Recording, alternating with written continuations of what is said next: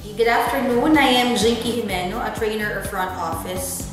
So I will be speaking in behalf of Mr. Ivan Dungka. As kay Ivan is that hindi siya sumusuko kung anong ibibigay mong task sa kanya. Nandun siya sa way na, sige po, he takes everything as a challenge. So that is Mr. Ivan Dungka. Sir, maraming salamat po sa magandang programa ng TESDA. Mag-enroll na po.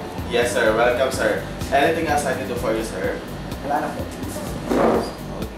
Hello, I'm Chris Ivan Dungka. I am 21 years of age and I live in Sincho, Baltaan, Calabaton, Bacolor, Pampanga.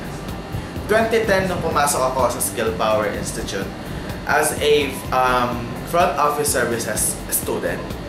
Then nakagraduate po ako last 2013 para sa front office services NC2. 2013, nung nakapag-apply po ako dito sa Skill Power Institute as a frontliner. Ito po, isa yan sa mga hilig ko din ang mag-entertain po ng guests. Isa yung sa mga responsibility ko as a frontliner. So, nag-entertain po ako ng mga guests, inquiry, yung mga target market po namin. 2014 po, nung ako'y na-promote po as a marketing assistant. Dumagdag po yung mga trabaho natin, pero kayang-kaya ko naman po ito. Dumagdag po yung mga pagka-career talk po namin na tinatawag, or COS po, sa mga high school.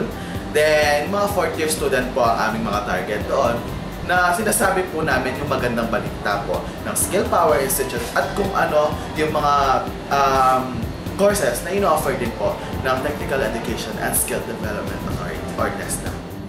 This year, I was promoted as a marketing head of the school. Hindi ko po inaasahan kung ano man po ang narating ko ngayon. Noong nagsimula po ako sa Skill Power Institute as a front office services NC2 student, hanggang nakapag-apply ako dito, nagsimula ako sa frontliner, na-promote ng marketing assistant, at ngayon, na-promote po ulit as a marketing head of the school. Nagpapasalamat po ako sa Technical Education and Skills Development Authority and sa Skill Power Institute dahil binigyan nila ako at ginabayan po nila ako hanggang makarating po ako ngayon kung hanggang nasaan po ako. At narating ko po ito dahil sa kanila. Ako po si Chris Ivan Dungka na nagsasabing sa TESDA, sumaya ang buhay ko, buhay nyo rin sasaya sa TESDA.